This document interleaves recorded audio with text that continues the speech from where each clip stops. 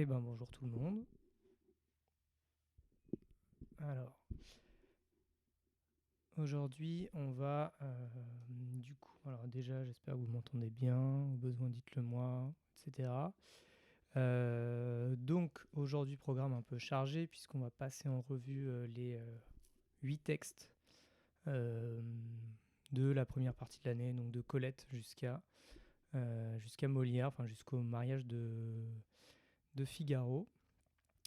Et donc, l'idée, ça va être alors, je vais pas faire des explications de texte pour tous, mais l'idée, c'est qu'on prenne à chaque fois le texte en question et qu'on aille regarder du côté de l'explication linéaire, ou alors simplement à partir du texte, qu'on essaye de voir ce qu'on peut dire dessus. Donc, vous voyez, on va faire en gros la toute première partie, voilà, jusqu'au texte 8.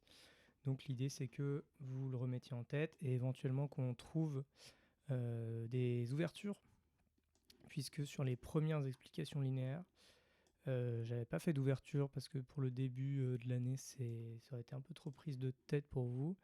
Et il me semble que je suis pas sûr d'en avoir fait pour Beaumarchais. Si, j'en ai fait pour Beaumarchais, mais voilà, j'en ai pas fait pour les autres. Donc l'idée pour vous, c'est voilà, qu'on puisse passer en revue ces textes-là, que vous soyez à peu près à l'aise et que vous puissiez éventuellement vous entraîner. Alors, je le disais la dernière fois, il faut... ça aurait été sympa qu'il y en ait qui acceptent de s'entraîner. Après, bon, vous êtes grand, vous faites ce que vous voulez. Si vous n'avez pas envie de vous entraîner, c'est très bien. Mais voilà, sachez que vous avez possibilité de vous entraîner si jamais vous voulez, soit en live, soit hors live. Dans ces cas-là, il faudra m'en faire la demande et puis je verrai ce qu'on peut faire. Voilà pour ce programme-là. Donc à chaque fois, ce que je vais faire, c'est que je vais vous lire les textes qu'on va étudier et qu'ensuite on va essayer de les analyser. Et je vais pour chaque... Alors, l'idée serait que vous me disiez aussi dans le chat ce qui vous semble le texte le plus difficile et j'essaierai de vous faire du coup en 10 minutes. Je remettrai le timer et en 10 minutes on essaiera de faire une analyse de texte. Voilà pour le programme d'aujourd'hui. Donc je pense que ça laissera à ceux de 17h30 le temps d'arriver et on pourra avancer comme ça. Voilà, donc là, programme Colette. Vous me direz lequel vous trouvez le plus dur pour l'explication,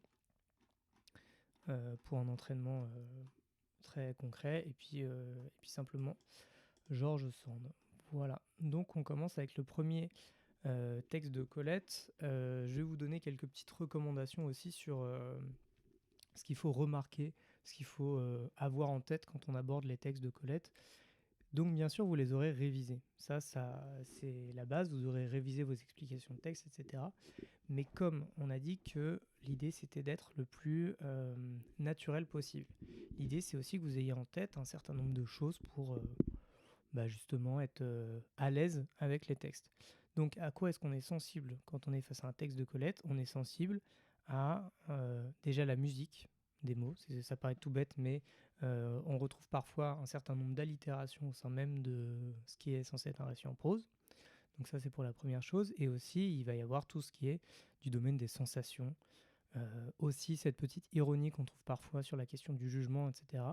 Donc pour Colette, il faut avoir ça en tête quand vous abordez les textes. Même si vous les avez révisés, dites-vous, est-ce que j'ai parlé de ces choses-là qui sont essentielles pour ce qui constitue sa poétique, on va dire ça comme ça. Donc, je vous lis ce premier texte et après on en parle. Donc c'est le tout premier texte de Sido. C'est le premier portrait. On est au tout début du texte et donc elle va nous parler de sa mère. C'est vraiment un texte qu'on a fait au tout début de l'année. Ne lui sais-je pas tenu d'elle qu'elle m'eût donné, je crois, l'amour de la province. Si par province on n'entend pas seulement un lieu, une région éloignée de la capitale, mais un esprit de caste, une pureté obligatoire des mœurs, l'orgueil d'habiter une demeure ancienne, honorée, close de partout, mais que l'on peut ouvrir à tout moment sur ses greniers aérés, son fenil empli, ses maîtres façonnés à l'usage et à la dignité de leur maison. En vrai provincial, ma charmante mère, Sido, tenait souvent ses yeux de l'âme fixés sur Paris. Théâtre de Paris, mode, fête de Paris ne lui étaient ni indifférents ni étrangers. Tout au plus les aimait-elle d'une passion un peu agressive, rehaussée de coquetterie, bouderie, approche stratégique et danse de guerre. Le peu qu'elle goûtait de Paris, tous les 2 ans environ, l'approvisionnait pour le reste du temps. Elle revenait chez nous lourde de chocolat en barre, de denrées exotiques et d'étoffes en coupons, mais surtout de programmes de spectacles et d'essence à la violette, et elle commençait de nous peindre Paris, dont tous les attraits étaient à sa mesure, puisqu'elle ne dédaignait rien. En une semaine, elle avait visité la momie exhumée, le musée agrandi, le nouveau magasin, entendu le ténor et la conférence sur la musique birmane. Elle rapportait un manteau modeste, des bas d'usage, des gants très chers. Surtout, elle nous rapportait son regard gris voltigeant, son teint vermeil que la fatigue rougissait. Elle revenait, elle battante, inquiète de tout ce qui, privé d'elle, perdait la chaleur et le goût de vivre. Elle n'a jamais su qu'à chaque retour, l'odeur de sa pelisse en ventre de gris, pénétrée d'un parfum châtain clair, féminin, chaste, éloigné de basses séductions auxiliaires, m'ôtait la parole jusqu'à l'effusion. Alors, déjà, il y a beaucoup de choses à dire pour Colette sur la question de la lecture. Vous aurez remarqué, j'ai essayé d'être à peu près le plus fluide possible, mais vous allez potentiellement avoir certains problèmes. Alors, sur ce mot-là, vous me l'avez souvent demandé, est-ce qu'on dit mœurs, est-ce qu'on dit meurt? Alors, il se trouve que normalement on dit meurt, mais que parfois, pour bien le faire sentir, on dit mœurs. Donc, à vous de voir ce avec le quoi vous êtes le plus à l'aise et faites en fonction. Mais sachez que normalement on dit meurt. Voilà. Maintenant, parmi les choses un peu compliquées à dire, vous voyez que on va avoir ce mot-là aussi. Alors, on dit souvent rehausser. En fait, il faut dire rehausser. Voilà. Ça fait partie des choses, on va dire, des petits abus de langage qu'il y a. Alors, si vous dites rehausser, évidemment, ce ne sera pas dramatique. Hein. Mais voilà, sachez que normalement, c'est plutôt rehausser. Et là où il faudra faire attention, ça va être sur certains mots. Voilà, dédaignait. En général, on peut un petit peu buter sur dédaignait, donc on s'entraîne, ou alors on n'hésite pas à ralentir un peu le rythme. Au niveau des conseils de lecture pour ce texte-là, ce que je peux vous dire, c'est d'essayer de trouver la fluidité dont elle est capable, la fluidité de cette lecture-là, la musique de cette lecture-là. Et donc pour ce faire, il faut s'entraîner souvent et il faut faire bien attention aux énumérations. Quand vous arrivez sur le ton de l'énumération, vous n'avez pas exactement le même ton. Vous voyez, quand vous avez théâtre de Paris, mode, fête de Paris ne lui était ni indifférent ni étranger. Si vous essayez de le dire tout d'une traite en respectant pas la ponctuation, vous allez galérer. Théâtre de Paris, mode, fête de Paris ne lui était ni indifférent ni étranger. Il faut l'avoir préparé à l'avance parce que par exemple, vous voyez que en une semaine, elle avait visité la momie exhumée, le musée agrandi, le nouveau magasin, entendu le ténor et la conférence sur la musique birmane. Vous voyez que là, il y a un rythme un petit peu étrange puisque normalement, il y a ce qu'on appelle un rythme ternaire, à savoir qu'on a 3 choses. Et là, vous voyez qu'on a 3 plus 2. Donc on s'attendrait à quelque chose derrière la conférence sur la musique birmane. Par exemple, la momie exhumée, le musée agrandi, le nouveau magasin. Entendu le ténor, la conférence sur la musique birmane, des chanteurs de rue. On s'attendrait plus à avoir ça. Là, c'est un peu coupé. Du coup, pour pas donner l'impression que c'est coupé, il faut trouver le moyen de dire en une semaine, elle a visité la momie exhumée, le musée agrandi, le nouveau magasin. Là, le rythme ternaire est rempli. Entendu le ténor et la conférence sur la musique birmane. Il faut qu'à travers votre ton, on soit capable de sentir ce que que vous avez déjà compris un certain nombre de choses, à savoir la sensibilité de Colette vis-à-vis de la musique et vis-à-vis du rythme. Et vous voyez notamment à la fin là, parmi les mots compliqués, il y a axillaire. Alors on dirait axillaire, axillaire. Voilà, dites quelque chose comme ça. Mais n'ayez pas peur aussi d'aller chercher les mots qui vous paraîtraient étrangers. Les séductions axillaires, c'est sur la question de la sueur, de la sudation. Parce qu'on associe la sueur à potentiellement une capacité un petit peu animale de séduction. C'est-à-dire ça dégagerait une odeur qui potentiellement pourrait séduire. Donc, vous voyez que là, pour cette dernière phrase, elle n'a jamais su qu'à chaque retour, l'odeur de sa pelisse en ventre de gris pénétrait d'un parfum châtain clair, féminin, chaste, éloigné de basses séductions axillaires. Donc là, tout ça, on prépare ce qu'elle va dire, et elle finit par dire « m'ôtait la parole jusqu'à l'effusion ». Donc vous voyez qu'il faut qu'on sente que ça va retomber ici et que ça retombe là. Voilà pour ça. Alors, si jamais vous tombez sur ce texte-là, vous avez fort à parier que vous pourrez gagner des points facilement sur la lecture, puisque c'est 2 points, mais c'est 2 points de prose, et si vous suivez simplement le flow du texte, vous allez avoir moins de mal à y arriver. Donc, pour ce qui est maintenant du commentaire, alors on va rapidement parcourir ce qu'on a dit dans l'explication linéaire. Donc, voilà. Alors, en introduction, ce qu'il faut dire, c'est effectivement, il faut toujours rappeler que Sido, c'est un récit autobiographique, publié en 1929, que c'est une œuvre qui décrit sa mère, mais son environnement, sa famille, etc. Et ce qu'il faut dire aussi, c'est qu'on n'écrit pas seulement une autobiographie pour raconter sa vie. On raconte aussi pour montrer dans quelle mesure on a pris conscience de quelque chose, comment le récit de la vie nous change au présent. Et donc, à travers ses souvenirs de jeunesse, Colette prend aussi conscience de qui étaient ses êtres aimés. C'est-à-dire que quand vous êtes enfant, a priori, vous ne réalisez pas qui sont vos parents. Et puis c'est seulement devenu adulte qu'en repensant à ce que faisaient vos parents, vous comprenez enfin qui ils étaient et par quoi ils sont passés. Donc, partant de là, on a fait une espèce de petite présentation. Ensuite, on en vient précisément à l'extrait en question. Donc, cet extrait se trouve au début de l'œuvre. On y découvre un premier portrait de Sido. Donc là, il faut préciser que Sido, c'est le surnom de Sidonie, qui est le prénom de sa mère. Donc, ce qui nous montre bien que ce roman, c'est un hommage à sa mère d'abord. Dans cet extrait, c'est bien le regard de Colette qui importe. C'est à travers les yeux de la fille que nous découvrons la mère. Là, vous donnez le dispositif de ce texte. Colette est encore jeune fille et est fascinée par cette dame exigeante. On comprend donc que dans l'œuvre, ce sont autant les personnages que la narratrice qui se dévoilent. Donc là, on dit bien que c'est quelque chose d'un enjeu, on va dire, un peu plus global que juste un récit d'enfance. Là, vous faites la lecture de l'extrait, donc au maximum avec de la fluidité. Et ensuite, on peut revenir sur le texte pour venir donner des enjeux plus spécifiques, d'où le plus spécifiquement. Donc plus spécifiquement, le texte nous invite à nous concentrer sur ce portrait de Sido, tout en contraste, mais aussi sur la grande sensualité que dégage la description de la mère. Projet de lecture, comment ce premier portrait de Sido nous révèle une mère paradoxale, tiraillée entre province et campagne, mais aussi associée à une fascination éprouvée par Colette. Donc là, ce premier portrait, vous avez votre enjeu plus littéraire, cette première description, avec les enjeux de l'opposition province et campagne, la fascination éprouvée par Colette.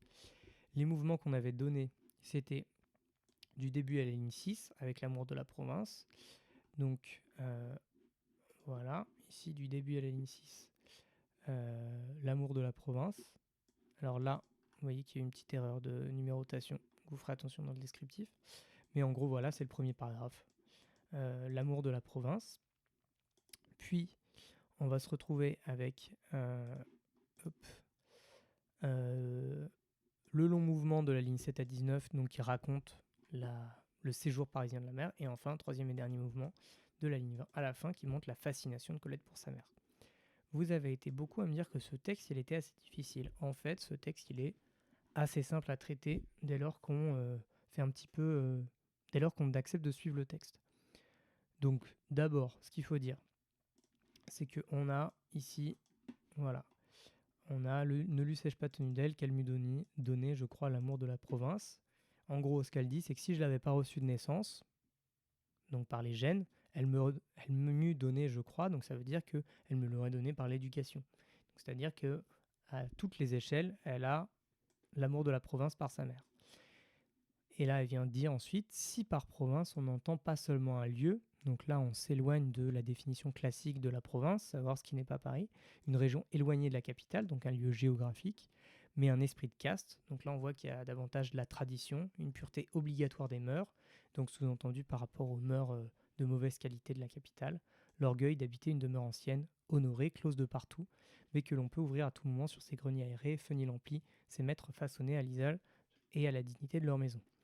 Alors là, c'est peut-être la chose la plus complexe du texte, à savoir que ce qu'on constate ici, c'est qu'on a une forme de personnification de la maison, donc la demeure qui est honorée, voilà, mais en même temps, il y a une forme de synecdoque, il y a une forme de rapport entre les deux, c'est-à-dire que autant il y a un peu la partie pour le tout, c'est-à-dire que les greniers aérés, ça va venir symboliser la qualité de la maison, ça va venir aussi symboliser la qualité de ses habitants. C'est-à-dire que quand vous parlez de la maison, vous parlez des habitants.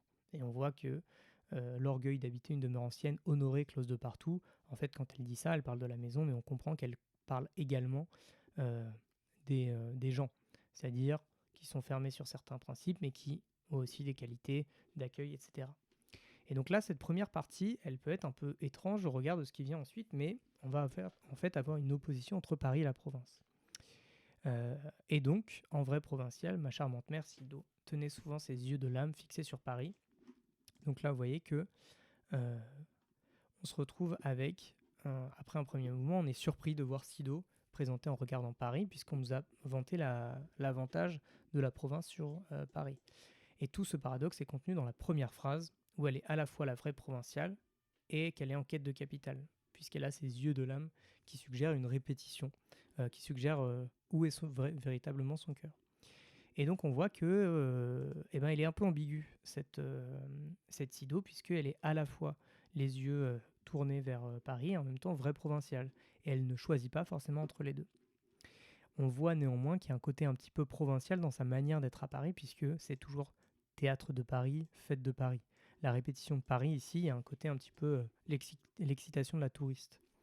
Ne lui était ni indifférent ni étranger. Et donc on voit qu'elle aurait pu avoir une forme de snobisme qu'elle n'a pas.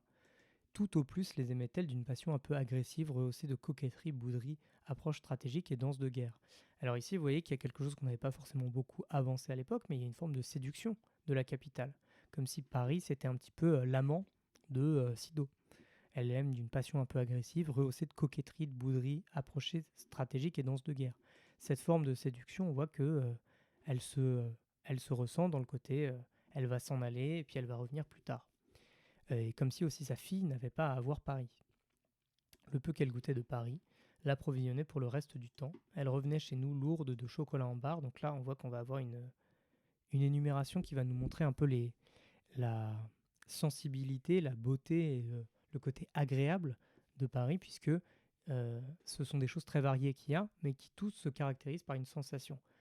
Donc déjà, elle est lourde, un joli terme de Colette pour dire qu'elle revient les bras chargés d'œufs, lourde de chocolat en barre, donc il y a le côté de la sensation. Il faut savoir que le chocolat à l'époque, c'était vraiment pas quelque chose de répandu. De denrées exotiques, donc à nouveau, on a cette idée de Paris qui est une ouverture vers l'imaginaire. D'étoffes en coupons, donc là on a la sensation qui est moins gustative et qui est plus sensorielle, qui est plus sensitive, mais surtout de programmes de spectacle et d'essence à la violette. Donc là on voit qu'on a trois sens qui sont convoqués, le goût, le toucher, l'odorat, mais aussi l'imaginaire à travers les programmes de spectacle. Vous voyez que ce sont ces programmes de spectacle qui nous laissent penser qu'il y a un imaginaire qui va naître en plus des sensations. Et comme elle commençait de nous peindre Paris, vous voyez que ce terme de peindre Paris, il n'est pas anodin. Il ne s'agit pas seulement de décrire, il s'agit de, un petit peu comme à la manière d'une description très détaillée, elle va être capable de rendre Paris non pas d'une manière objective, mais d'une manière artistique. On rappelle que la photographie existait déjà à l'époque et donc elle aurait pu employer le terme de photographie Paris. Non, elle peint Paris, c'est-à-dire qu'elle a une vision subjective de Paris. Tous les attraits étaient à sa mesure puisqu'elle ne dédaignait rien. On voit que de la même manière qu'elle va voir des spectacles et qu'elle ramène du chocolat, de la même manière, elle aime tout dans Paris. Elle n'a pas de hiérarchie, elle n'a pas une forme de snobisme. Donc, à partir de ce moment-là, là vous voyez qu'on a déjà bien avancé dans notre sujet et on va voir pourquoi, en quoi est-ce qu'elle ne dédaigne rien. En une semaine, elle avait visité la momie exhumée, le musée agrandi, le nouveau magasin, entendu le ténor et la conférence birmane. On voit que Paris, pour elle, ça ne représente pas seulement un côté, on va dire, un petit peu plus intellectuel, mais c'est vraiment l'attrait de tout ce que Paris peut avoir d'agréable et de, on va dire, de nouveau, d'excitant. Il y a à la fois la momie exhumée, donc un peu quelque chose d'archéologique, le musée agrandi, donc pour ce qui est de la culture, le nouveau magasin pour ce qui est de la fréquentation et de l'achat, le ténor pour l'art, la conférence sur la musique birmane, à nouveau on revient sur quelque chose d'intellectuel. Et pourtant, alors qu'elle semble mener grand train, elle rapportait un manteau modeste, des bas d'usage, des gants très chers. On voit que là où Colette se distingue, c'est qu'elle n'est pas seulement... Enfin, là où Sido se distingue, c'est qu'elle n'est pas... elle est attirée par les choses qui l'attirent. Elle n'est pas attirée par les choses qui se font. Et c'est peut-être en ce cas qu'elle est une vraie provinciale à Paris. C'est-à-dire qu'elle n'est pas sensible à la dimension un peu snob, la dimension un peu prétentieuse des Parisiens. Elle va simplement vers les choses pour ce qu'elles sont et non pour ce qu'elles semblent être. Donc là, vous voyez que par rapport aux choses qui nous montrent ça, cette énumération-là, elle mélange un manteau modeste, ok, donc on va dire niveau moyen, des bas d'usage, donc là on va dire vraiment pour l'usage courant, des basses et des collants, et des gants très chers. Donc elle va mélanger ces choses-là. Mais on voit que c'est parce que ça l'attire, pas seulement parce que ça fait bien. Sinon elle ne mettrait pas un manteau modeste. Potentiellement on pourrait dire aussi que c'est parce qu'elle n'a pas complètement les moyens, ce qui serait quelque chose qui pourrait être valable. Mais on voit que tout ça, et c'est ce qui nous fait passer au dernier mouvement, tout ça est peu en comparaison de ce qu'elle rapporte de Paris, à savoir elle-même. Sido, en se ramenant de Paris, elle va faire naître chez sa fille un tourbillon d'imaginaire. Et on voit que ce tourbillon, il va intervenir à travers deux phrases assez longues. Surtout, elle nous rapportait son regard gris voltigeant, son teint vermeil que la fatigue rougissait. Elle revenait, elle battante, inquiète de tout ce qui privait d'elle, perdait la chaleur et le goût de vivre. Donc là, vous voyez qu'il y a à la fois une description physique, le regard gris voltigeant, le teint vermeil, que la fatigue rougissait, donc on voit que ce voyage a été potentiellement fatigant. Mais là, on va passer sur un régime plus métaphorique. Elle revenait, elle, battante.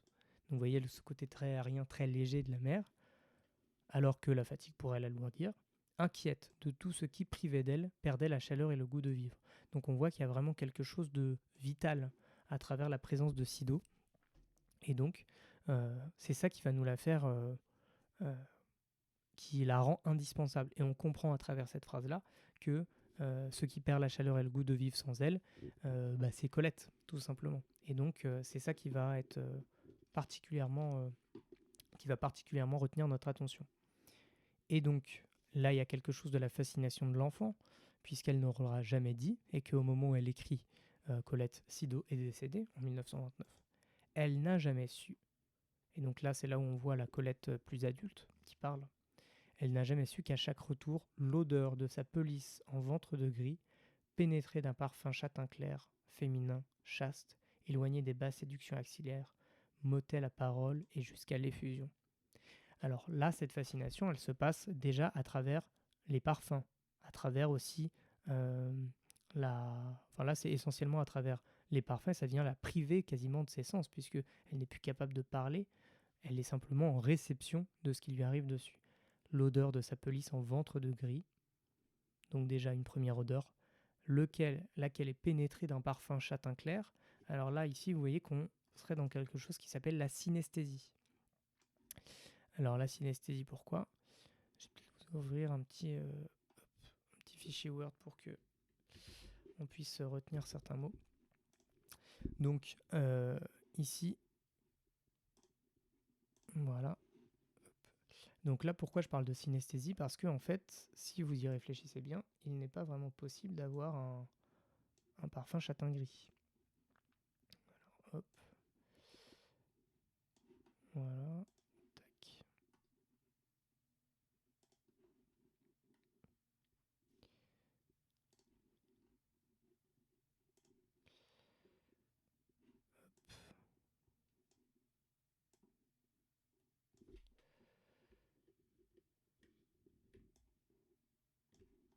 Voilà.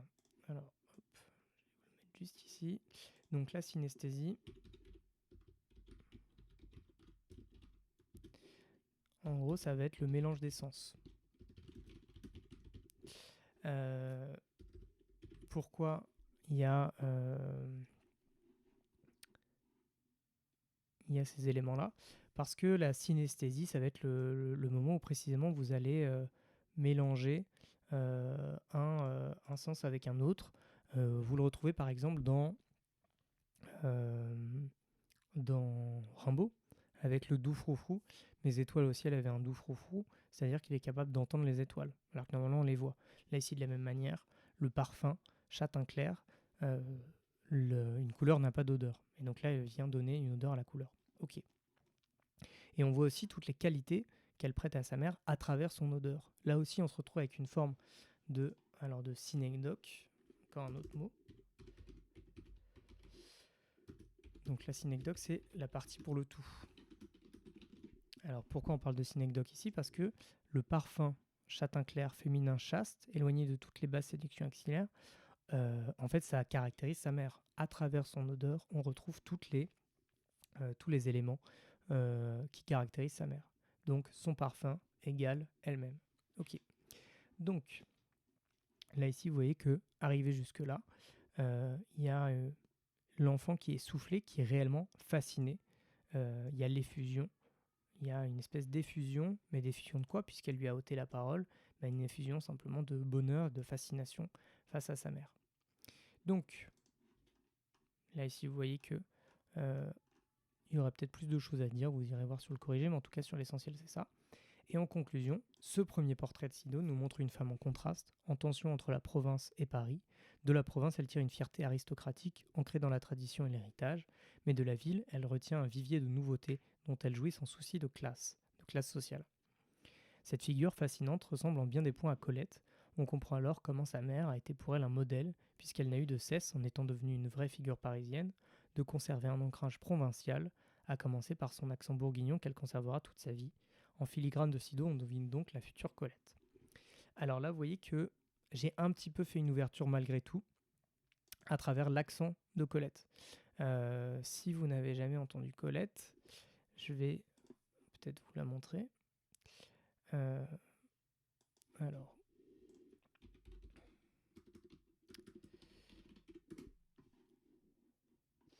Donc Colette, elle a gardé toute sa vie un accent fortement marqué, et quand on lit ces textes, on n'a pas forcément l'impression de l'entendre. Enfin, quand on lit ces textes qui sont très précis, on n'imaginerait pas ça. Alors là, celle que je vais vous montrer, c'est Colette à la fin de sa vie, qui est donc voilà, qui est plus vraiment le modèle qu'elle pouvait être avant, puisqu'il a été modèle de music-hall. Voilà.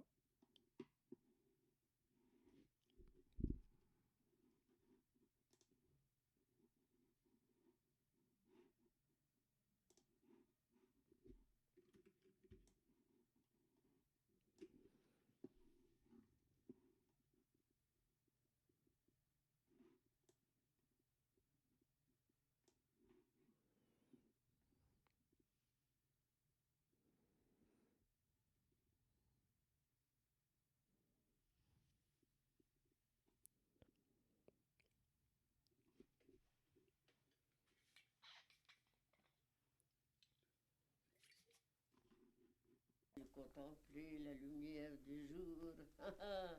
Ah, c'est chagrin qu'ont les jeunes femmes. Noël ici, Noël au loin, et pourquoi pas Noël dans mon village natal? C'est que mon village natal ne célébrait que le premier de l'an, et il ne faisait guère d'après pour la crèche, l'âne humble, le bœuf dont la laine réchauffe depuis 2000 ans. Un Dieu tout nu. Voilà, alors simplement pour par rapport à ça, donc vous voyez qu'elle avait un accent assez fortement marqué, et c'est sur ça que j'ai décidé de faire l'ouverture, puisque c'est un bon mélange entre Colette, la parisienne, qui a été chanteuse, danseuse de music-hall, qui a été une grande autrice surtout, hein. Elle avait ses appartements qui étaient en face de la Comédie Française. Ça a été quelqu'un de Paris, et pourtant elle a toujours gardé ses attraits très provinciaux. Voilà pour ce premier portrait de Sido, ce premier texte. Si vous avez des questions là-dessus, n'hésitez pas à les mettre dans le chat. Et si vous n'en avez pas, on va pouvoir passer au deuxième texte, qui est le portrait du capitaine. Alors qui est en général un texte que vous avez un petit peu moins haï, un petit peu moins détesté, et qui pourtant comporte aussi sa dose de complexité. Alors, les genêts jaunes, bottelés, faisaient queue de pan derrière nous, dans la capote de la vieille voiture. Mon père, approchant du village, reprenait son fredon défensif, et nous avions sans doute l'air très heureux, car l'air heureux était notre suprême et mutuelle politesse. Soir commençant, fumée courante sur le ciel, fiévreuse première étoile, est-ce que tout, autour de nous, n'était pas aussi grave et aussi tremblant que nous-mêmes? Un homme, banni des éléments qu'il avait jadis portés, rêvait amèrement. Amèrement. Maintenant, j'en suis sûr. Il faut du temps à l'absent pour prendre sa vraie forme en nous. Il meurt, il mûrit, il se fixe. C'est donc toi ? Enfin, je ne t'avais pas compris. Il n'est jamais trop tard puisque j'ai pénétré ce que ma jeunesse me cachait autrefois. Mon brillant, mon allègre père nourrissait la tristesse profonde des amputés. Nous n'avions presque pas conscience qu'il lui manqua, coupé en haut de la cuisse, une jambe. Qu'eussions-nous dit à le voir soudain marcher comme tout le monde ? Ma mère elle-même ne l'avait connu qu'étayé de béquilles, preste et rayonnant d'insolence amoureuse. Mais elle ignorait, fait d'armes excepté, l'homme qui datait d'avant elle, le Saint-Cyrien, beau danseur, le lieutenant solide comme un bois debout, ainsi qu'on le nomme dans mon pays natal, l'antique Billot, la rouelle de chêne au grain serré que n'entame pas le hachoir. Elle ignorait, quand elle le suivait des yeux, que ce mutilé avait autrefois pu courir à la rencontre de tous les risques. Amèrement, le plus ailé de lui-même s'élançait encore, lorsqu'assis, et sa chanson suave aux lèvres, il restait aux côtés de Sido. L'amour et rien d'autre. Il n'avait gardé qu'elle. Alors, à nouveau, ici on va avoir un mélange en fait de description, peut-être plus encore que sur le texte d'avant, mais en fait, Colette aime beaucoup faire ça. Elle va caractériser les personnages, notamment les personnages qu'elle aime, à travers soit des sensations, soit des paysages, etc. Alors, là, ce qui va nous intéresser particulièrement, ça va être ce qu'on appelle le pathetic fallacy, qu'on appelle aussi, plus facile à prononcer, le paysage état d'âme. En gros, le paysage correspond au sentiment du personnage. Voilà. Et en fait, là, on va avoir plein d'éléments qui vont être très dans ce sens-là. Alors, si on reprend avant ça, sur la lecture, il n'y a pas spécialement de choses difficiles à dire ici. Par contre, il faut faire attention à ne pas aller trop vite, parce qu'il y a ces points de suspension-là qu'il faut signifier. Il faut baisser un petit peu la voix, il faut laisser un peu la voix traîner. Ok. Mais aussi, là où il faut faire attention, c'est que vous voyez, on a amèrement ici et amèrement là. Et alors ça, si vous dites amèrement, qu'il avait jadis porté, rêvait amèrement, amèrement maintenant j'en suis sûr, on ne sent pas du tout l'effet, qui est justement cette espèce de plongée qu'on a entre le récit qu'elle fait et une espèce de prise de conscience au présent. Qu'il avait jadis rêvait amèrement, donc là elle parle de l'homme, donc c'est-à-dire elle est dans le souvenir, et là elle parle d'elle au présent qui raconte. Et elle dit ensuite il faut du temps à l'absent pour prendre sa vraie forme en nous, c'est-à-dire pour réaliser, pour comprendre. Donc il faut être capable de sentir les moments où elle est à fond dans le souvenir et les moments où elle est plus en retrait, dans une attitude un petit peu plus contemplative d'elle-même. Donc, vous voyez que ici, on se retrouve avec un certain nombre d'éléments auxquels il faut faire attention. Notamment, en plus de ça, il y a quelques mots un petit peu, il y a allègre père, donc il faut faire attention. Il y a l'antique Billot, la rouelle de chêne au grain serré que n'entame pas le hachoir. Vous voyez, il y a aussi ça. Ok, il va falloir faire attention. Donc voilà. Et il faudra faire attention donc à tous ces amèrement pour bien les faire sentir.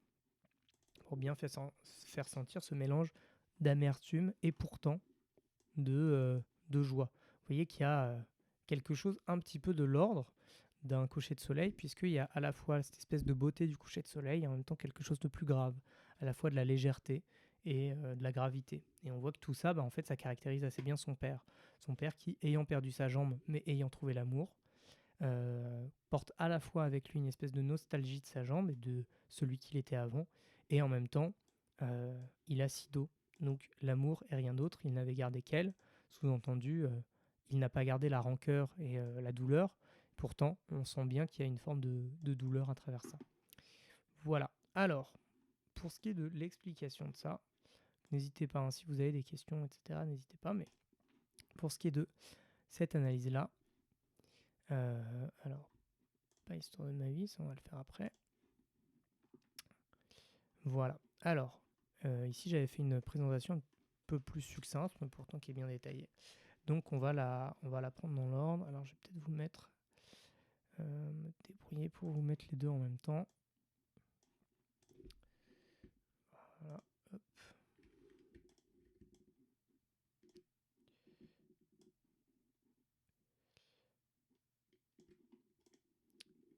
Ici. Hop. Je vais essayer de vous mettre le texte en même temps, histoire que ce soit un peu lisible, même si ça va rendre la chose un peu plus compliquée peut-être. Enfin, voilà. Au besoin, on changera. Tac.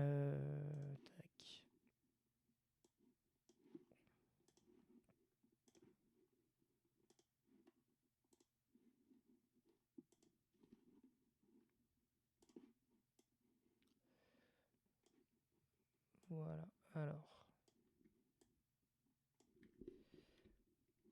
Je pense pas qu'on voit très très bien. Si jamais vous voyez quand même, n'hésitez pas. Si on voit vraiment rien, dites-le, hein, mais si vous voyez un petit peu,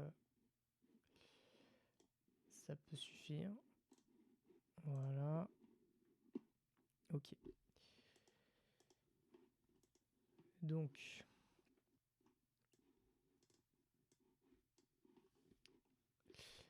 ce que je vais mettre en avant ici à partir de là. Voilà. Ok. Donc, ici, ce qu'on dit en introduction. Pour présenter ce texte-là, donc on fait le résumé du texte comme on l'a déjà fait, à savoir que c'est un texte qui est écrit en 1929 par Colette, qui rend hommage à sa mère et aux personnes de sa famille qu'elle aimait, etc. Donc on fait ce résumé-là.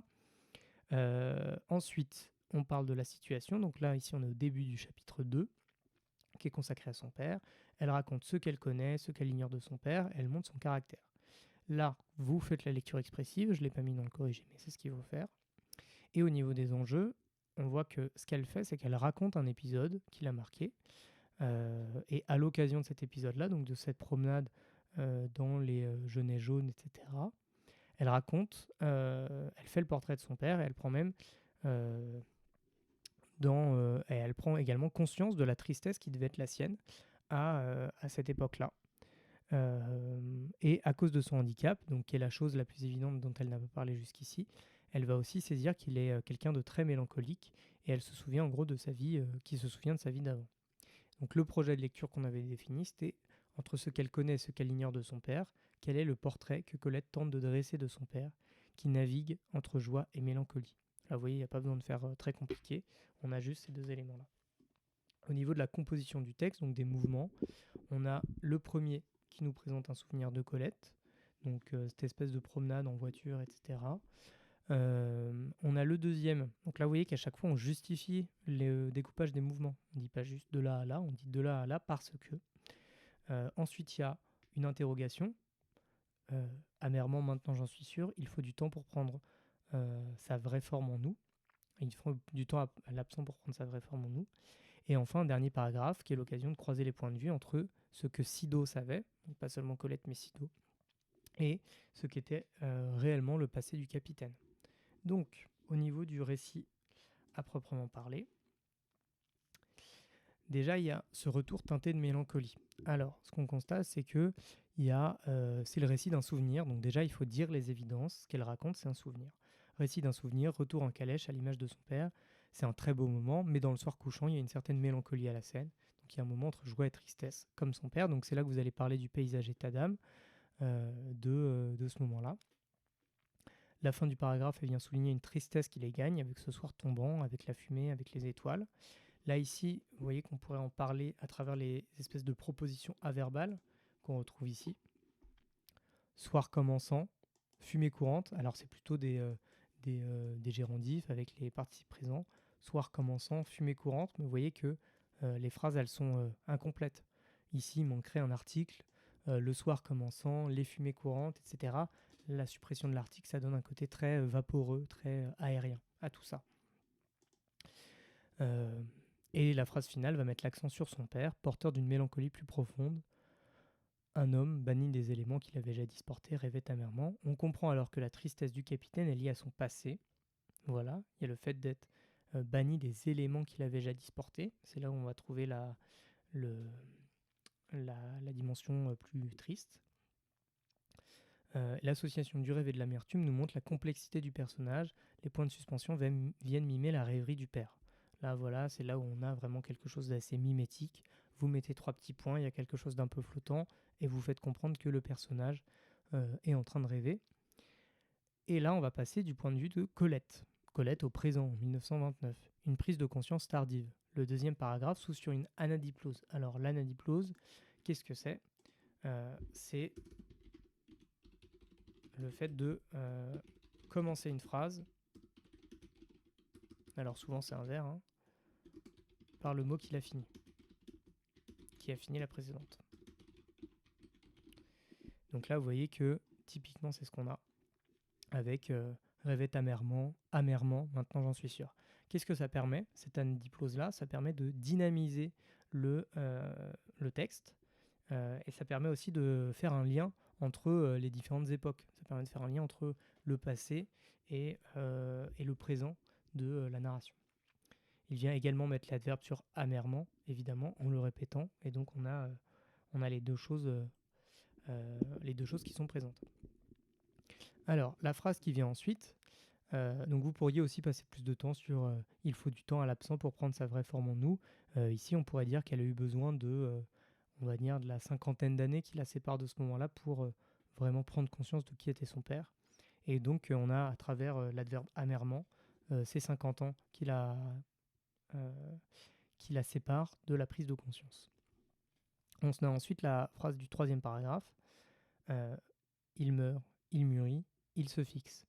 Alors là où cette phrase elle est intéressante, c'est qu'elle semble être un constat sur le chemin qu'elle a fait pour comprendre. D'abord, son père a dû mourir, puis le souvenir de l'absent a mûri, et enfin il s'est fixé. Donc elle a eu besoin que son père meure pour qu'elle prenne conscience de qui il était réellement. La ressemblance phonique, donc là c'est aussi, on va parler des sons chez Colette, la ressemblance phonique entre meurt et mûrit suggère que la mort est comme un passage obligé pour mener à la compréhension. Vous voyez qu'il y a une évolution du mot meurt qui devient mûri. Pourtant, et quelque chose qui pourrait nous sembler normal, c'est qu'il y aurait une forme de regret dans cette compréhension tardive, et ça n'est pas le cas. Elle nous dit il n'y a pas de regret dans cette compréhension tardive, il n'est jamais trop tard puisque j'ai pénétré ce que ma jeunesse me cachait autrefois. Autrement dit, elle n'aurait pas été capable de comprendre autrefois et elle a eu besoin de ce temps-là pour comprendre. Colette montre alors que son père, malgré sa vivacité et son intelligence, en somme donc en donnant l'impression d'être maître de tout, avait tout de même la nostalgie de sa jambe. Donc c'est en approchant, c'est à travers mon père brillant, mon allègre père, nourrissait la tristesse des amputés. Alors là, vous voyez que ce qui est très intéressant dans ce passage-là, évidemment, vous n'allez pas pouvoir tout dire dans ce que je dis là. Donc, ce qui est particulièrement intéressant, ça va être justement ce jeu avec cette phrase « allègre, mon allègre père nourrissait la tristesse profonde des amputés ». Le terme d'allègre, il est employé par la narratrice, il est lourd de sens. D'un côté, il souligne qu'elle n'a jamais perçu son père comme un atrophié, donc mon allègre père, c'est-à-dire allègre qui se déplace avec aisance. Mais de l'autre côté, elle vient rappeler avec presque de la cruauté, qu'il y a un contraste douloureux puisqu'il subit la tristesse profonde des amputés. D'un côté, il se déplace apparemment facilement, il donne cette illusion-là. De l'autre côté, il est extrêmement triste parce que le constat est sans appel, il est amputé. Voilà. Ça, c'est ce qui me paraît être le plus complexe. En tout cas, si vous avez compris ça, vous êtes capable de parler de tout. Pareil, s'il y a des points qui vous semblent un petit peu étranges.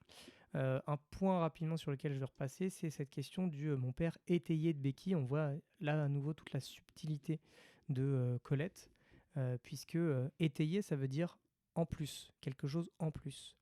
Donc plutôt que de dire que son père a une jambe de moins, elle va dire qu'il a 2 béquilles en plus.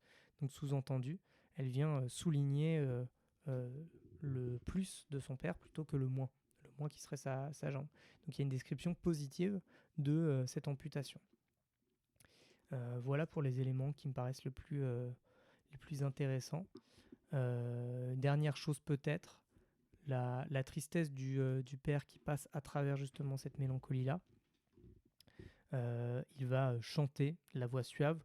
Au passage, ce chant qui permet de se libérer. Ça nous rappelle les vrilles de la vigne. Voilà. Donc, pour la conclusion, je regarde rapidement si... voilà, donc ce texte montre les deux visages du père. Le contexte nous montre un épisode qui mêle bonheur et mélancolie. La tentative de Colette qui montre une prise de conscience tardive. Et elle montre les deux visages de ce père, autrefois capitaine, qui a su trouver en l'amour de Colette une nouvelle raison d'être. Alors, en l'amour de Sido. Il y a une erreur là-dedans, mais aussi à travers Colette. Ce texte, au début du chapitre, nous montre d'emblée le caractère complexe de son père, dont il sera question dans les pages suivantes. L'ouverture, quand c'est sur l'œuvre au programme, elle peut être faite sur ce qui va venir après. Vous n'êtes pas obligé de prendre une œuvre extérieure. Vous pouvez parler, par exemple, ici on pourrait parler des vrilles de la vigne. Voilà. Donc voilà pour ça. Alors j'essaye d'accélérer un peu quand même parce que il nous reste 6 textes à voir, donc je ne sais pas si on va tous les voir là. Plutôt ce que je vais faire, je pense qu'il n'y a pas de difficulté, notamment avec Sido. Pas avec Sido, avec George Sand. Alors s'il y a des difficultés, il faut me le dire. Mais s'il n'y en a pas, je pense qu'on va passer directement aux vrilles de la vigne et qu'on va pas traiter justement de George Sand. Alors, pour ce qui est de ce dernier texte, alors j'ai eu l'occasion d'en reparler en classe, donc pareil, je vais aussi venir assez vite dessus. L'idée...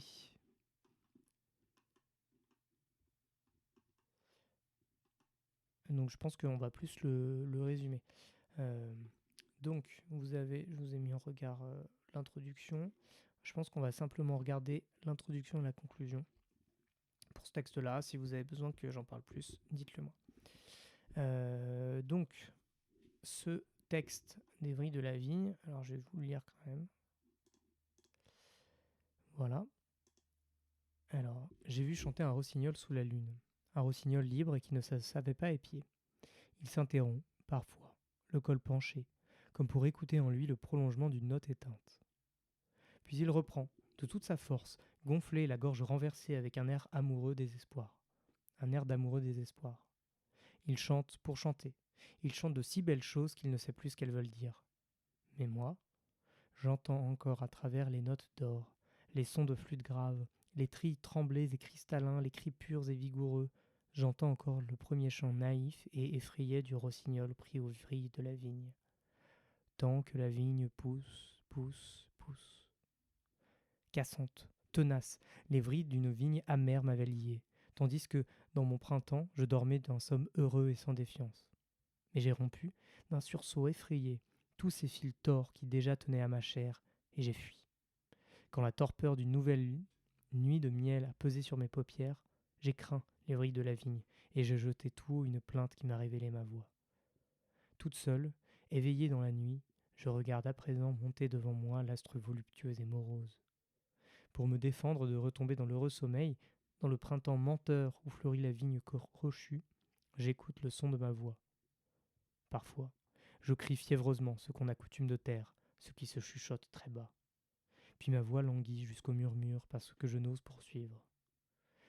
Je voudrais dire tout ce que je sais, tout ce que je pense, tout ce que je devine, tout ce qui m'enchante et me blesse et m'étonne. Mais il y a toujours, vers l'aube de cette nuit sonore, une sage main fraîche qui se pose sur ma bouche, et mon cri, qui s'exaltait, redescend au verbiage modéré, à la volubilité de l'enfant qui parle haut pour se rassurer et s'étourdir. Je ne connais plus le somme heureux, mais je ne crains plus les vrilles de la vigne. Alors, là-dedans, on a à la fois quelque chose de métaphorique et quelque chose de plus profond, tout simplement. Donc on a deux niveaux. On a à la fois l'exemple du rossignol, dont elle raconte un peu l'histoire, et on comprend qui peut s'identifier à Colette, et elle-même s'identifie à Colette. Alors, je vais simplement prendre l'introduction et la conclusion, et quelques points de passage si jamais ça s'y prête. Donc ce qu'il faut dire, c'est que cet extrait, il est issu des vrilles de la vigne. Alors là aussi, vous pourriez mettre une accroche. avec en disant je voudrais dire, tout dire. Voilà, vous prenez un exemple du texte, ou vous prenez une autre accroche, comme la relation que Colette avait par exemple avec Willy, dont on avait déjà parlé. Cet extrait est issu d'Evry de la Vigne, recueil de nouvelles issues de publications dans des journaux. Cette nouvelle s'intitule L'Evry de la Vigne et a été publiée en 1908. Elle raconte les mésaventures d'un rossignol qui, pris dans les vignes durant la nuit, s'est mis à chanter pour ne pas s'endormir. La deuxième partie de la nouvelle permet à l'autrice de faire un parallèle avec sa propre vie et son enivrement de liberté et de chant.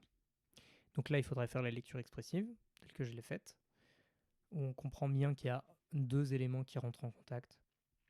D'une part, le rossignol qui chante, d'autre part, Colette qui s'y identifie. Cet extrait traite précisément de cette transition du rossignol vers la narratrice. Les enjeux les plus sensibles du texte semblent être la métaphore du rossignol, appliquée à la narratrice, autour de la question du chant et de la liberté, tout en étant dans un registre assez pathétique, loin des illusions de la narratrice. Donc là, vous voyez que j'ai mis beaucoup d'enjeux, ce qui nous permet d'être assez clair et assez exhaustif. Donc notre projet de lecture sera le suivant. Comment la comparaison entre le rossignol et la vie de la narratrice permet-elle une émancipation à travers le chant? Voilà. Donc simplement, comparaison, émancipation. Le premier mouvement de J'ai vu chanter le rossignol à Tant que la vigne pousse pousse décrit le rossignol et son chant, notamment dans ses dimensions émancipatrices et poétiques. On peut observer un second mouvement, depuis Cassante, tenace, jusqu'à la fin du texte, dans lequel Colette transpose le chant du rossignol à sa propre vie, au niveau une dimension autobiographique et la capacité émancipatrice du chant nocturne. Alors, tout ça, ça fait beaucoup de mots, mais ce qu'il faut retenir simplement, c'est qu'il y a une émancipation qui est rendue possible grâce au chant.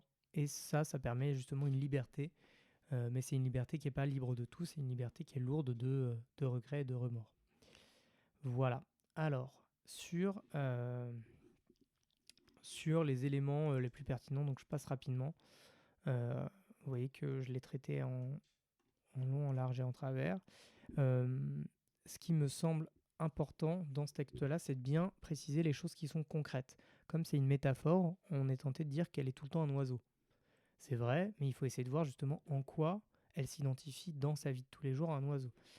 D'où par exemple le fait que toute seule éveillée dans la nuit, elle n'est pas prise par des vraies vignes comme le rossignol, mais elle est prise par l'insomnie. Il y a cette distinction du jour et de la nuit. Il y a le fait qu'à la fin elles disent que elle ne peut pas tout dire parce que précisément le jour, elle est retenue par tout un tas de choses, alors que la nuit, dans la nuit, c'est l'espace des possibles, en gros.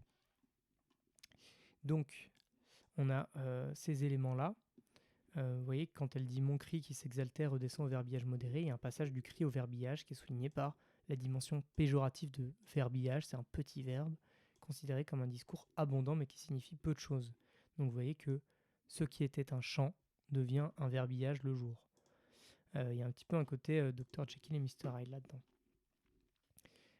Ce qui me semble important de souligner en termes d'effet de style, si vous en parlez, ce sera particulièrement sensible. Il y a la polysyndète. Alors la polysyndète, je vais vous le mettre là. Donc la polysyndète, on l'avait vu avec Rimbaud. C'est l'accumulation de conjonctions de coordination. Et en gros, normalement, c'est une faute de français. Vous voyez qu'on vous dit, en général, quand vous dites tout ce qui m'enchante et me blesse et m'étonne, on vous dirait, il faut dire tout ce qui m'enchante, virgule, me blesse et m'étonne. Normalement, on ne met qu'une seule conjonction de coordination. On n'en met pas autant. Donc, cette polysyndète, c'est précisément ce qui va nous permettre de montrer qu'il y a une certaine musicalité qui va se dessiner à ce moment-là. En plus de ça, donc la polysyndète, je pense que c'est un élément intéressant à dire, puisque ça nous dit à la fois la musique et en même temps il y a cet empressement. Une petite faute là de français, CET pas CE2TE. Cet empressement de vouloir tout dire, elle est si pressée qu'elle en oublie la syntaxe. Donc la dernière phrase, je pense que c'est aussi une phrase qu'il faut retenir, puisque elle dit « Je ne connais plus le somme heureux », mais je ne crains plus les vrilles de la vigne, c'est-à-dire que, en gros, la contrepartie, avant elle avait des insomnies à cause de sa tristesse, maintenant qu'elle a appris à chanter sa tristesse pour atteindre la liberté, elle ne va pas être plus heureuse la nuit, elle ne va pas mieux dormir, mais par contre elle va être plus consciente, puisque dans le texte, le somme heureux, c'est celui de l'innocence de l'enfance, elle ne peut plus redevenir innocente. Donc la dernière phrase, elle peut être interprétée comme la fin de l'innocence. Alors qu'elle connaissait un sommeil heureux, donc une vie agréable, elle découvre que cela était trompeur, que si la nuit est angoissante avec des dangers, elle n'est pas trompeuse. Donc la nuit est angoissante, mais elle nous donne la vérité. De plus, les vrilles de la vigne obligent à être éveillée, donc consciente des dangers qui la guettent. Voilà, donc la nuit, c'est dangereux, c'est inquiétant, mais ça vous force à être toujours sur vos gardes, tandis que le jour, vous pouvez vous laisser bercer par les illusions. En conclusion, la comparaison entre le rossignol et la vie de la narratrice permet bien une émancipation à travers le chant. En effet, l'histoire du rossignol permet une description imagée du monde de la nuit, qui révèle un oiseau seul, observé par la narratrice, qui découvre les possibilités de la nuit, notamment le fait de chanter haut et fort. Cette capacité a été découverte à cause du danger de la vigne. On découvre ensuite la comparaison entre la narratrice et l'oiseau. Cette dernière explique alors qu'elle est comme le rossignol, mais approfondit la comparaison. On comprend que les vrilles de la vigne sont pour elle le danger, les vices de la vie, et que le jour apparaît comme trompeur. Elle se met alors à aimer la nuit, qui n'est pas trompeuse, et qui lui permet d'exprimer ses angoisses, ce qu'elle ne peut faire le jour. Même si le chant se tait au jour, elle sait qu'elle pourra le retrouver. Les vrilles de la vigne l'incitent à avoir conscience du monde qui l'entoure, pour ne pas se laisser bercer d'illusions. Son chant nocturne lui permet d'explorer tout ce qu'elle tait.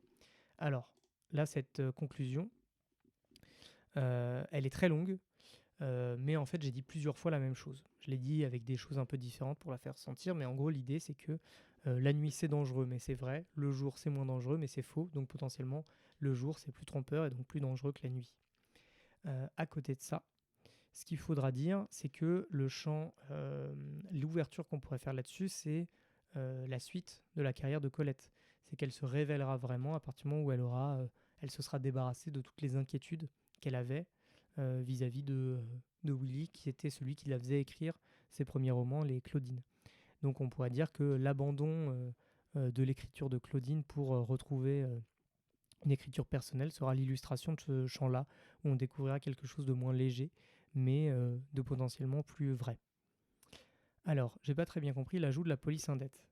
La police indette, dans ce texte-là, quand on vient regarder, voilà, ici, elle nous dit « Je voudrais dire tout ce que je sais, tout ce que je pense, tout ce que je devine, tout ce qui m'enchante et me blesse et m'étonne. » Vous voyez que là, dans la syntaxe, il y a quelque chose qui ne va pas. Déjà, elle répète 3 fois dire. Il suffisait d'une fois dans l'explication normale. Donc, il y a une espèce d'empressement. Elle nous dit « Je voudrais tout dire tout ce que je sais. » Donc, elle est pressée de le dire. Et il y a une espèce d'emballement qu'on retrouve notamment à travers la rupture de la syntaxe. Vous voyez bien que quand vous êtes pressé, quand vous êtes très pressé de dire quelque chose, vous avez du mal presque à construire votre phrase parce que vous avez presque envie que ça sorte avant. Donc vous oubliez presque la structure de la phrase au profit de l'excitation, l'enthousiasme de dire quelque chose. Donc ici, la police indette, qui est la répétition des deux « et », tout ce qui m'enchante et me blesse et m'étonne. En gros, ça a 3 fonctions, là ici. D'une part, comme on n'a pas virgule et, donc ça vient mettre en valeur les 3 éléments. Ça vient mettre m'enchante et me blesse et m'étonne. Alors que si vous aviez m'enchante, virgule, me blesse et m'étonne, ça aurait isolé juste et m'étonne, potentiellement. En tout cas, il y aurait une séparation entre les 3 éléments. Là, ici, le fait de mettre un et à chaque fois, ça vient tracer un signe égal entre les 3 éléments. Donc c'est à la fois ce qui l'enchante, ce qui la blesse, ce qui l'étonne. Et c'est un peu le projet finalement de Sido et des vrilles de la vigne. Donc la police indette, elle a en gros 3 fonctions. Elle a une fonction musicale, ce qui m'enchante et me blesse et m'étonne. Donc il y a une espèce de musicalité à travers ça. Il y a une fonction d'égalité. Ce qui m'enchante égale ce qui me blesse égale ce qui m'étonne, puisqu'il n'y a pas la syntaxe pour faire la hiérarchie avec une virgule. Et la 3e fonction qu'on a, c'est une fonction mimétique, puisque ça vient mimer l'empressement de la narratrice à tout dire. Voilà, j'espère que ça aura été clair. Donc voilà pour ça. Alors, on en est à 1h10. On a perdu une bonne partie des gens. Ce que je vous propose, c'est de passer à Molière. Alors, c'est pas grave s'il y a moins de gens, parce que Molière, en général, c'est un peu mieux... ça a un peu mieux marché chez les gens. Peut-être que Molière, je vais pas à moins que vous ayez des questions précises, je ne vais pas revenir sur des éléments plus que d'autres. Il me semble qu'il n'y avait pas de texte qui était particulièrement difficile dans le malade imaginaire. Voilà. Dans le malade imaginaire, alors on a eu aussi des consignes. Je vais peut-être plus axer sur la lecture dans ces cas-là. On a eu des consignes à l'oral. Alors, on nous a dit, donc je vous dis simplement ce qu'on m'a dit. On nous a dit qu'on n'attendait pas une lecture théâtrale. C'est-à-dire qu'on n'attend pas de vous, Toinette qui dit on y va, et l'autre argan, ah chienne, ah carogne, etc. C'est-à-dire on ne s'attend pas à ce que vous vous leviez pour aller jouer la scène, en gros. En revanche, on attend que vous mettiez le ton et qu'on soit à peu près capable de distinguer les personnages. De ce point de vue-là, ce que je vous conseille, donc ce que j'ai déjà dit en classe, mais ce que je reconseille ici, dites les didascalies, dites en entrant dans la chambre, dites faisant semblant de s'être cogné la tête, dites au début Toinette et Argan, mais par contre, s'il n'y a pas d'autres personnages, ne répétez pas. Simplement, ça va se sentir dans le ton. Ça va donner quelque chose comme Toinette en entrant dans la chambre, on y va, Argan, ah chienne, ah carogne, faisant semblant de s'être cogné la tête. Diantre soit fait de votre impatience, vous prissez si fort les personnes que je me suis donné un grand coup de la tête contre la carne d'un volet. Argan, en colère. Ah, traîtresse. Toinette, pour l'interrompre, en gros, s'il y a des didascalies, vous dites le nom. S'il n'y en a pas, vous ne le dites pas. Vous voyez, par exemple, là, ça marche assez de dire Argan, en colère. Ah, traîtresse. Toinette, pour l'interrompre et l'empêcher de crier, se plaint toujours en disant Ah. Et donc là, vous voyez que si on dit Argan, il y a, Toinette, ah, Argan, il y a 1 heure, Toinette, ah, ça, c'est absolument inaudible. Alors qu'il faudrait dire Argan, il y a, enfin, simplement il y a, ah, il y a 1 heure, ah, tu m'as laissé, ah, tais-toi donc coquine que je te querelle, ça mon ma foi, j'en suis d'avis, etc. Limite, si vous voulez, allez-y franchement et tournez la tête éventuellement. Vous voyez, tournez la tête ou alors signifier le changement de personnage à travers un changement physique, éventuellement. Donc voilà pour ça. Donc là ici il n'y a pas grand chose, vous l'aviez assez souvent vu, c'est la question du rapport de force. Elle arrive à renverser le rapport de force en se moquant de son maître. Ce qu'on a aussi, donc cette question du rapport de force, on l'a également, on l'aura à la fin. Là ici sur sur Diafoirus, normalement vous êtes rodé. Il s'agit d'un éloge paradoxal. Éloge paradoxal, on croit qu'il fait son éloge, et lui-même croit faire son éloge. En réalité, il le décrédibilise. Et en gros, il nous montre que s'il est un bon médecin, c'est parce qu'il est un bon idiot. Voilà, ça c'est Molière qui se moque de son personnage à travers son père. Bon, tout ça c'est assez clair. Normalement, la correction est aussi assez claire. Voilà. Maintenant, pareil pour Toinette en médecin. Là, il y a vraiment l'inversion aussi du rapport de force. Il y a tout le comique de répétition. Là, il faut aussi axer, il faut aussi penser à ça quand vous êtes dans votre oral. Si vous tombez sur Molière, il faut évidemment parler du comique. C'est quasiment un implicite. Vous parlez d'une comédie, il faut parler des ressorts comiques. Ok, ça me paraît être une évidence. Voilà pour ça. Donc, là, ici, on va éventuellement parler... alors, est-ce que c'est le terme qui est le plus exact ? Voilà. Alors, la stichométie. Donc là, ça va peut-être le terme un peu technique que je vais vous mettre.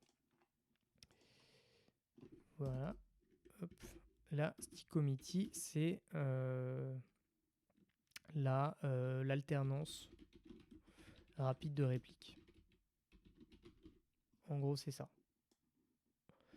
Voilà. Donc là, vous voyez que typiquement, quand on est sur ignorant, de la volaille ignorant, du veau ignorant, etc., il y a cette dimension-là.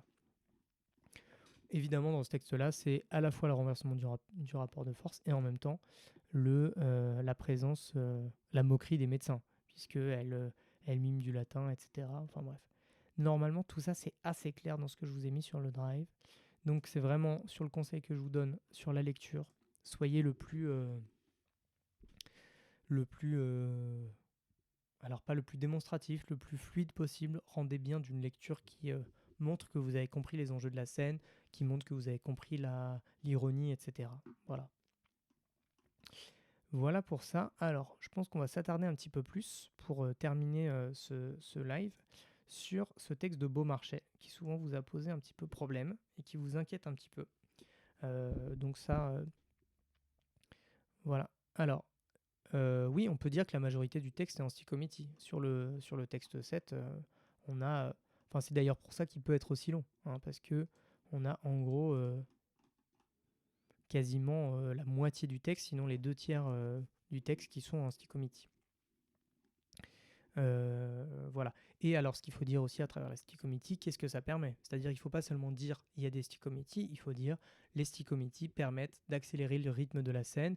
Donc, qui dit accélération du rythme et qui dit rythme de manière générale dit comique. Ça permet d'accentuer le comique de la scène. Également, ça permet d'accentuer son caractère un peu risible. Et notamment, ça passe par le comique de répétition. Donc, il y a à la fois les stichométies, les répétitions, potentiellement un comique de gestes qu'il pourrait y avoir. Voilà. Voilà pour ça. Alors, pour Beaumarchais, donc ça, le texte de Beaumarchais n'est pas le plus dur, mais par contre, c'est celui qui vous a le plus effrayé.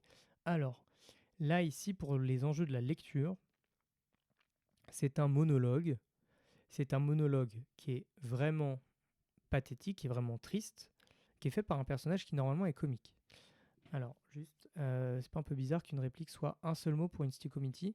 La définition stricte de la stichométie, c'est l'échange rapide, échange verbaux rapide, vif, en prose ou en vers, généralement, qui marque une accélération dans le dialogue.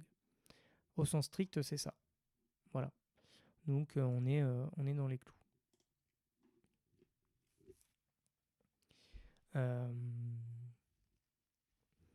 Donc, le texte de Beaumarchais. Alors, je vais juste mettre l'analyse en regard.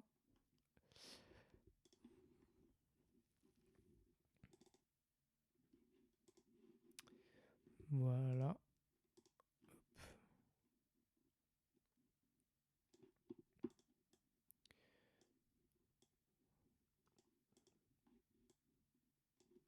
Donc, ce texte-là vous a souvent effrayé. Pour autant, il n'est pas si compliqué. Simplement, il y a une dimension qui est plus tragique dans un texte qui est censé être dans un chapitre qui est censé être un peu plus comique, mais justement, c'est un peu l'envers de la comédie. Et c'est aussi, ça montre aussi un tournant dans la comédie. Alors, simplement vous mettre ça comme ça.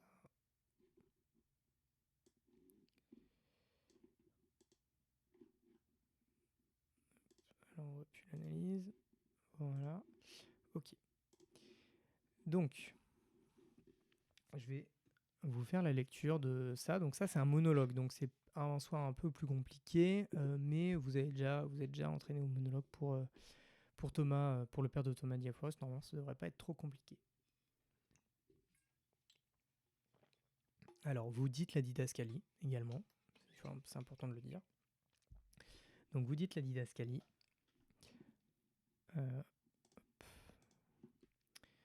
Figaro, seul, se promenant dans l'obscurité, dit du ton le plus sombre. Ô femme, femme, femme, créature faible et décevante, nul animal créé ne peut manquer à son instinct. Le tien est-il donc de tromper? Après m'avoir obstinément refusé quand je l'empressais devant sa maîtresse, à l'instant qu'elle me donne sa parole, au milieu même de la cérémonie, il riait en lisant le perfide, et moi comme un benêt. Non, monsieur le comte, vous ne l'aurez pas. Vous ne l'aurez pas. Parce que vous êtes un grand seigneur, vous vous croyez un grand génie? Noblesse, fortune, un rang, des places, tout cela vous rend si fier. Qu'avez-vous fait pour tant de bien? Vous êtes donné la peine de naître, et rien de plus. Du reste, homme assez ordinaire. Tandis que moi, morbleu, perdu dans la foule obscure, il m'a fallu déployer plus de science et de calcul pour subsister seulement qu'on en mit depuis 100 ans à gouverner toutes les Espagnes. Et vous voulez jouter? On vient. C'est elle. Non, ce n'est personne. La nuit est noire en diable, et me voilà faisant le sot métier de mari, quoique je ne le sois qu'à moitié. Il s'assied sur un banc. Est-il rien de plus bizarre que ma destinée? Fils de je ne sais qui, volé par des bandits élevés dans leurs mœurs, je m'en dégoûte et veux courir une carrière honnête. Et partout je suis repoussé. J'apprends la chimie, la pharmacie, la chirurgie, et tout le crédit d'un grand seigneur peut à peine me mettre à la main une lancette vétérinaire. Las d'attrister des bêtes malades, et pour faire un métier contraire, je me jette à corps perdu dans le théâtre. Me fussé-je mis une pierre au cou, je broche une comédie dans les mœurs du sérail. Auteur espagnol, je crois pouvoir y fronder, Mahomet sans scrupule. À l'instant, un envoyé, de je ne sais où, se plaint que j'offense dans mes vers la sublime porte, la Perse, une partie de la presqu'île de l'Inde, toute l'Égypte, les royaumes de Barca, de Tripoli, de Tunis, d'Alger et de Maroc. Et voilà ma comédie flambée, pour plaire au prince mahométan, dont pas un, je crois, ne sait lire, et qui nous meurtrisse l'omoplate en nous disant chien de chrétien. Nous pouvons avilir l'esprit, en se venge en le maltraitant.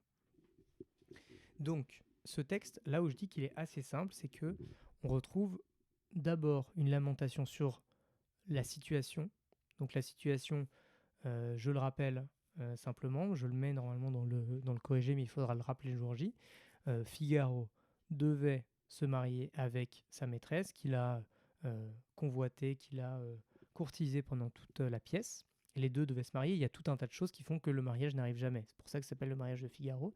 Et au moment où il croit pouvoir se marier avec elle, eh bien en fait, il croit avoir entendu qu'elle allait se marier avec le comte, qu'elle allait céder au comte plutôt que se marier.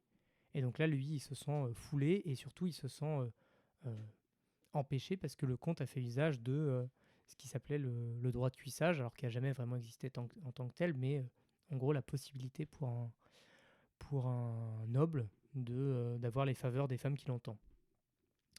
Donc, on voit qu'il y a en gros deux moments, et d'ailleurs qui se traduisent par le fait qu'il soit assis, enfin qu'il soit debout ou assis, tout simplement.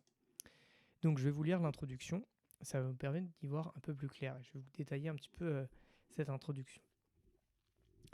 En 1665, Molière, à travers Don Juan, s'exclamait « La naissance n'est rien où la vertu n'est pas ». Il remettait ainsi en question la structure même de l'Ancien Régime, dans lequel les nobles dirigent par héritage grâce à leur naissance.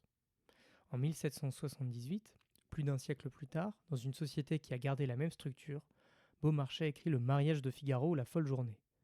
Il met en scène la critique d'une société statique en prenant appui sur le retour d'une loi archaïque et mythique, le droit de cuissage, qui voudrait qu'un seigneur ait le droit d'exiger les faveurs sexuelles de tous ses sujets. Malgré le sérieux de cet aspect, la pièce est une comédie. En prose, elle met en scène un personnage non noble qui va découvrir toutes les limites de sa condition. Cela va être l'occasion de faire une critique à peine voilée du système nobiliaire, toujours en place. Conscient de cela, Louis XVI ne l'autorisera qu'en 1784. Dans la pièce, donc là il faudrait faire la lecture expressive à ce moment-là, dans la pièce, le comte veut exercer ce droit de cuissage sur Suzanne. Plutôt, il faudra le faire un petit peu après. Le comte veut exercer ce droit de cuissage sur Suzanne, qui est pourtant promise à Figaro. Les deux amants vont alors ruser pour déjouer les plans du comte. Nous sommes ici dans l'acte 5, à la scène 3. Cette dernière se distingue par son ton du reste de la pièce, puisque c'est un moment plutôt tragique, plutôt pathétique, un moment qui est dans une scène comique, dans une pièce comique.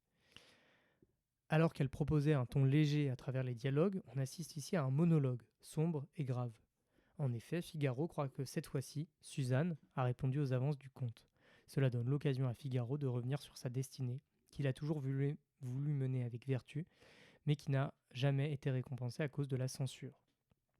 Donc là, il faudrait faire la lecture, comme je vous l'ai mis. Alors qu'il a l'habitude de se mettre en scène dans des dialogues, en faisant preuve d'humour et d'un ton léger, ce monologue est pour Figaro l'occasion d'apparaître en toute sincérité, puisqu'il n'est pas observé. En s'écartant de la société des nobles pour réfléchir à son parcours, il se fait métonymique du peuple, comme un représentant qui montre les limites de la société hypocrite d'Ancien Régime. Comment ce monologue introspectif de Figaro révèle-t-il, à travers le récit de sa destinée, une critique de la société d'Ancien Régime? Alors, tout ça peut vous paraître obscur, mais si vous regardez un peu dans le détail, c'est finalement assez simple. Ce que je vous dis tout simplement, c'est que la pièce dans laquelle on est, c'est une comédie. Ok, ça n'a pas de problème, de ce point de vue-là, on est comme chez Molière. Sauf que à l'intérieur de cette comédie, on a un moment sombre. Et alors, si une comédie choisit d'être sombre à un moment, c'est qu'elle veut nous dire quelque chose d'important.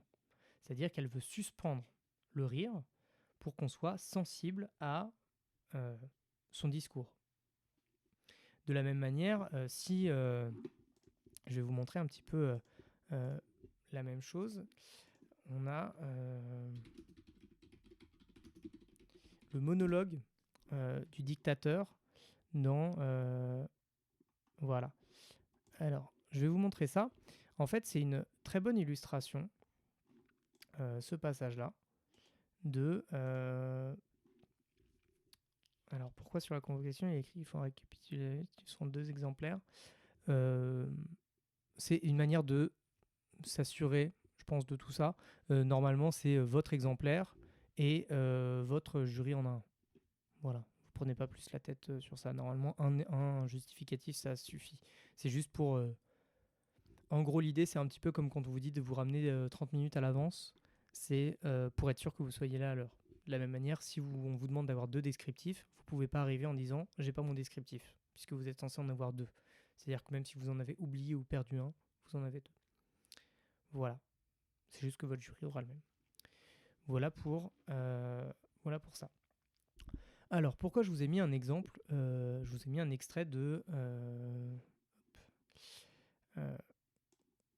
un extrait du Dictateur. Parce que il se passe dans le Dictateur un petit peu la même chose que dans le mariage de Figaro. En gros, pour vous la faire courte, dans le mariage de Figaro, c'est une comédie qui est franchement drôle, qui a beaucoup de dialogue, qui est très enlevé, qui est très burlesque par l'instant. Mais en même temps, on a une scène qui est vraiment sombre. Ici, vous voyez que c'est là où il faut faire attention au genre. On serait tenté de dire le genre et une comédie, du coup, il faut que ce soit comique. Bah, pour cette scène-là, non. Cette scène-là, elle est vraiment tragique, elle est vraiment triste. Vous ne pourriez pas trouver quelque chose de comique là-dedans. Et d'ailleurs, la scène n'est pas faite pour être comique, ou alors éventuellement, quand il se moque quand il dit perfide, etc. Mais on sent tellement de colère en lui que ça sonnerait étrange qu'il soit réellement comique. Donc, c'est une scène qui est vraiment triste, au milieu de quelque chose de vraiment comique, normalement. Alors, je vous garde cet exemple du dictateur pour la fin, mais je vais vous montrer avant ça, on va essayer de voir un petit peu plus dans le détail ce qui est intéressant. Donc, je vous ai fait une très longue intro parce que, en gros, dans votre introduction, vous ne pourriez pas dire tout ça, mais il faudrait rappeler 2-3 éléments. Et c'est un peu un élément de cours que se corriger là aussi. Donc, ce qui est important, c'est que Figaro, il est dégoûté. C'est-à-dire que Figaro, il a tout fait bien, il s'est jamais laissé avoir, etc. Et à la fin, il se rend compte que c'est toujours les riches qui gagnent. Alors, certains vous diraient que ça n'a pas beaucoup changé aujourd'hui. Mais ça l'est encore moins à l'époque, puisque au moment où Molière, et c'est ce que je mets dans l'introduction, Molière, il nous dit « La naissance n'est rien où la vertu n'est pas », à travers Don Juan et Issa. Qu'est-ce qu'il faut comprendre à travers ça ? La naissance n'est rien où la vertu n'est pas. En gros, ce qu'il fait, c'est ça n'est pas parce que vous êtes né noble, supposément supérieur par votre naissance, que vous êtes naturellement vertueux. Si vous êtes une mauvaise personne, mais que vous êtes noble, ça ne fait rien. Donc il remet déjà en question la supériorité, le sang bleu qu'on supposait aux nobles, la supériorité naturelle qu'on leur supposait. Et donc en faisant ça, il remet déjà en question l'ancien régime qui, un siècle plus tard, est toujours en place. Donc imaginez bien que si déjà à l'époque on trouvait des formes d'injustice, imaginez bien un siècle plus tard comment on doit ne plus en pouvoir de ces injustices-là. Et donc, ce cher Figaro, voyant qu'il n'a plus aucune ressource quasiment, il est dépité. Et en étant dépité, il va faire le retour sur sa vie. Et en faisant le retour de sa vie, c'est là où je parle de métonymie. Alors métonymie, c'est un petit peu comme la synecdoque. C'est la partie pour le tout. En général, quand on parle de synecdoque, on parle également de métonymie. Donc, pourquoi on parle de métonymie ? Parce qu'en fait, quand on écoute Beaumarchais, quand on écoute Figaro, en fait, on pourrait entendre n'importe quel homme du peuple, qui sont, on le rappelle, en très grande majorité au moment de l'Ancien Régime, c'est plus de 95% de la population, qui n'est ni noble ni du clergé, et donc qui est le tiers-état. Mais il faut bien comprendre qu'à l'époque de l'Ancien Régime, si vous étiez noble, naturellement vous aviez des privilèges. Le simple fait de naître noble vous accordait des privilèges. C'est-à-dire que c'est même pas vous avez travaillé pour avoir cette richesse-là, etc. Non, c'est un petit peu comme aujourd'hui vous avez l'héritage. Si vos parents sont très riches à leur mort, eh bien vous serez très riche. Et bien là c'était la même chose mais par rapport à la société. C'est-à-dire que la société disait vos parents sont nobles, eh bien vous méritez d'avoir tous ces avantages-là.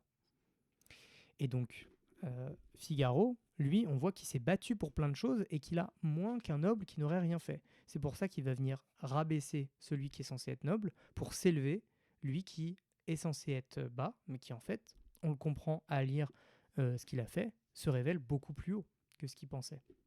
Donc, ce qu'il faut comprendre ici simplement, c'est qu'il y a un monologue introspectif, puisqu'il raconte sa vie, et dans ce monologue introspectif, qui est sérieux au milieu d'une pièce comique, il va nous montrer, en gros, il va nous faire une critique de l'Ancien Régime, puisque l'Ancien Régime ne permet pas aux hommes vertueux, aux hommes méritants, aux personnes méritantes, de s'élever, puisque seuls les nobles peuvent l'être. Et lui remet ça en question, dans une pièce comique à travers ça. Alors, je reviens. Donc, le corrigé, normalement, est assez clair, mais je pense que c'était important que je redonne du cadrage. Donc, simplement, les deux mouvements, pour le coup, sont assez clairs. Premier mouvement, l'expression d'une impuissance. Voilà. Jusqu'à il s'assied. Donc, il est tellement dépité qu'il finit par s'asseoir. Voilà. Et le deuxième mouvement, un parcours semé d'embûches. Donc, il va revenir sur son parcours, à l'inverse d'un homme ordinaire qu'est le comte. Le Figaro souligne la singularité de sa destinée. Donc, vous voyez que il montre que le comte, qui est censé être noble et donc naturellement extraordinaire, en fait est bien ordinaire par rapport à lui qui a eu 1000 vies en une. Et lui, à l'inverse de celui qui est né noble, il va dire fils de je ne sais qui, donc il n'a même pas d'origine, volé par les bandits, élevé dans leurs mœurs. Donc, si vous avez été élevé par des bandits, techniquement vous êtes censé en devenir un. Si vous n'en devenez pas un, ça veut dire que vous avez une supériorité morale. Et bien précisément, Figaro va nous dire que lui, il a réussi. C'est pour ça que j'ai mis, alors que le comte n'a que sa naissance, lui-même n'a pas d'ascendant. De plus, il n'est naturellement pas mené vers la vertu, il a été élevé avec les valeurs des bandits. Il dresse ainsi une opposition entre le naturel, qui ne veut rien dire, et la construction qu'il met en valeur. Donc, le comte, naturellement, est bon, alors que ça ne veut rien dire, tandis que lui a dû construire sa bonté, a dû construire sa hauteur morale. Voilà. Donc, je vais simplement vous donner la conclusion. En conclusion, nous pouvons dire que ce monologue introspectif de Figaro révèle bien, à travers le récit de sa destinée, une critique de la société d'Ancien Régime.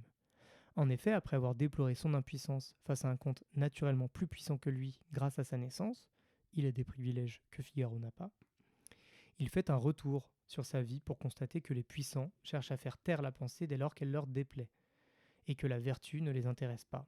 Enfin, il s'emporte contre les censeurs, qui sont à l'image d'une société malade, qui fonde tout sur la naissance et rien sur la vertu. Alors, je m'arrête simplement à ce moment-là pour dire quelque chose de plus qui me paraît important. C'est que tout ce qu'il y a dans sa destinée, on voit qu'il est arrêté par la censure. Mais il est arrêté par la censure de gens qui décident, et donc qui ne sont pas d'accord pour qu'ils remettent en question certaines choses, et qui n'ont en fait aucune vertu, qu'ils veulent simplement conserver leurs privilèges. Ce monologue, malgré l'aboutissement finalement heureux de la pièce, puisque Figaro finira par se marier, est singulier dans une pièce pourtant légère. Mais Figaro, personnage proche de Beaumarchais, est un exemple des limites de la société d'Ancien Régime, qui est proche de la crise révolutionnaire. En insérant ce monologue sombre, Beaumarchais se fait l'écho de la lassitude des penseurs des Lumières qui, de Voltaire à Rousseau, ont été enfermés et censurés, non pour des actes malhonnêtes, mais parce qu'ils interrogeaient le monde pour le comprendre.